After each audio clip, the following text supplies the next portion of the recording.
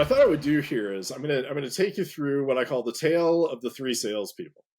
Great. I And love it. for the more experienced sales folks that may be watching this, and certainly the sales leaders who may be watching this, you're probably going to recognize all three of these people. Okay, so the first one, let's start with Stu. And Stu is really the kind of the classic show up and throw up sales guy. Sure. What drives him is this concept that, hey, baby, calls plus demos equals sales. Let's go. It's about, getting into that meeting, introducing everybody, and then, pointing at the sales engineer to start the demo. Right. And, what's interesting about a guy like Stu is he may ask a question, but his philosophy is never ask a question where you don't already know the answer. So it's Mm. almost like you're cross-examining a witness. Yeah. Isn't it true, Mr. Swimer, you are wasting $3 million a year on this legacy solution? Exactly. So it immediately puts the customer like in this defensive position. Right.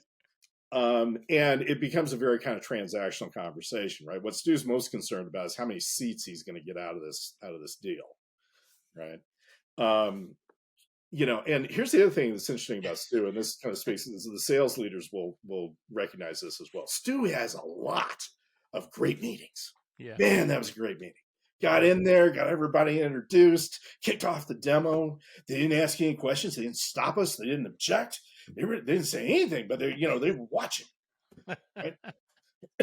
And here's the other interesting thing about Stu, because he's not really having a two-way conversation with the customer. He never really knows when a deal is actually going to close. Right.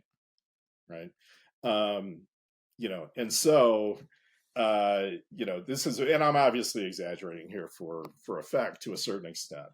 But this is kind of the classic case of the very transactional oriented salesperson who kind of, when they walk into a meeting, they hit play and there's no two-way dialogue. So Stu's the king of the first date.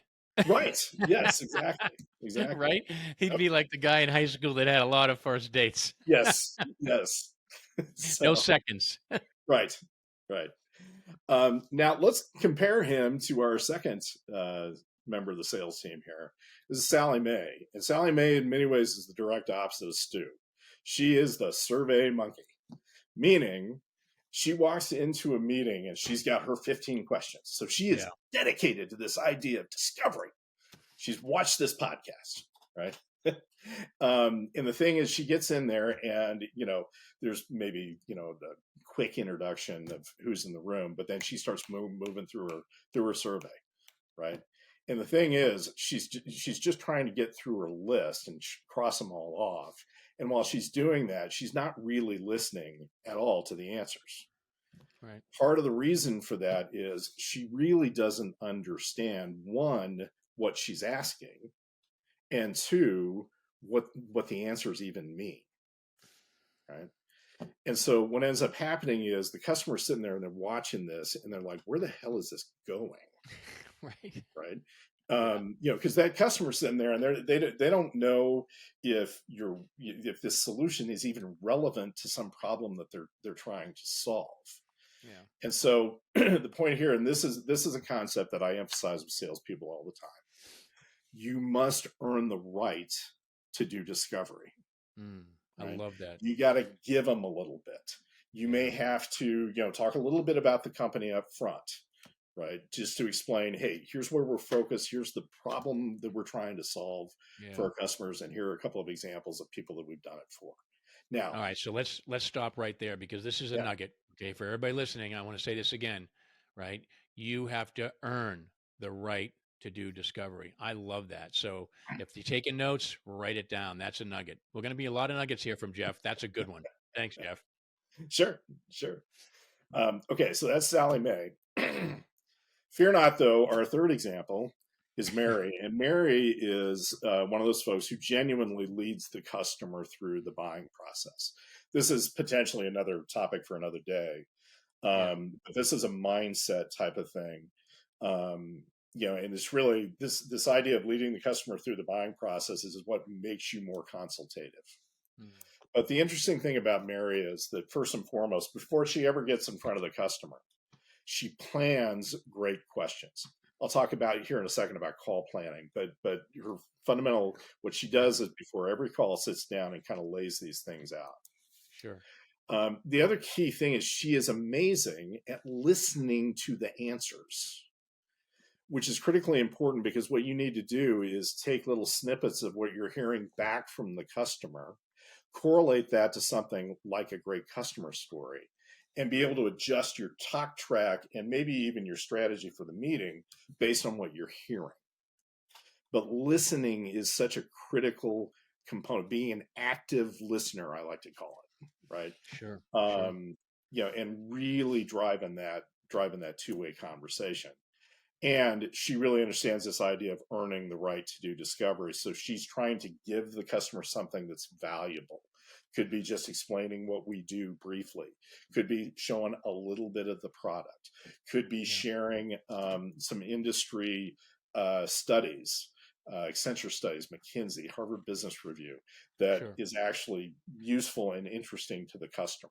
But she's earning that right to do deeper and deeper levels of discovery. And Yeah. this looks and sounds a little bit like it could be a challenger model, for example, because we've got all kinds of sales models in our platform.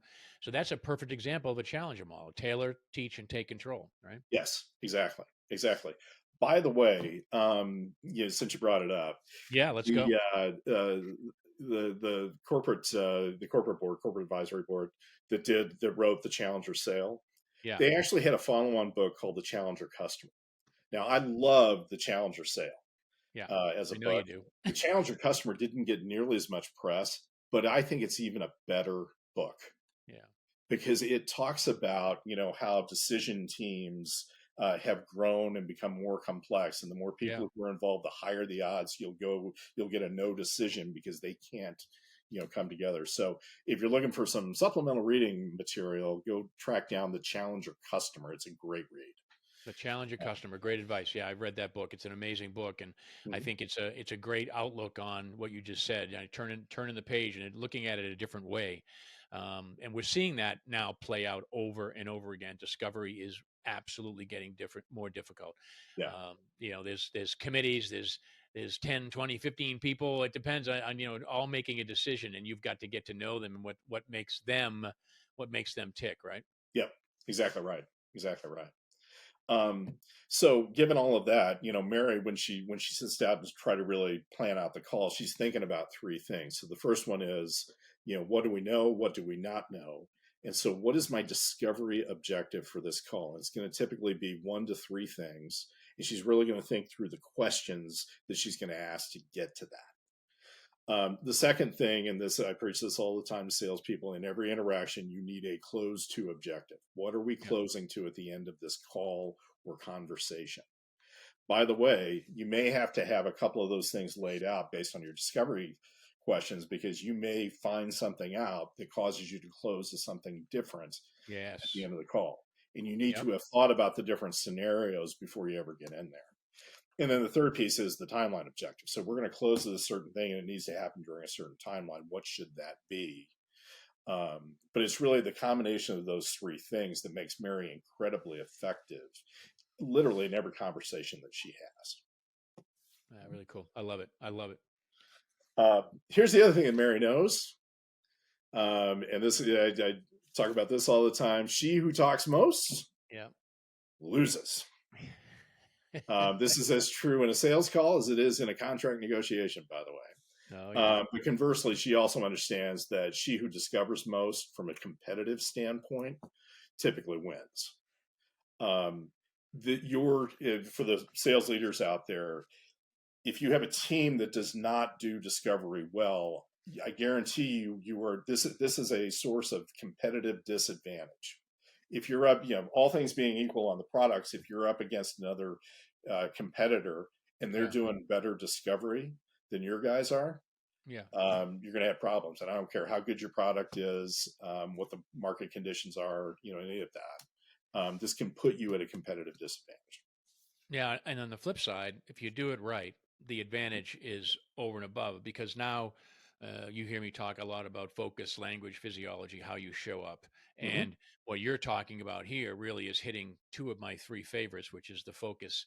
You know, what are you focused on, and what is the language that you're using? So you've hit on both of those. Of course, the physiology is how you show up. We get that, but Yeah. those two focus and language, you're right on. And I love what you're saying here. So keep going. These are great Yeah. great All right. nuggets. All right. So what's the story or the moral of this story? Be like Yeah, Mary. be like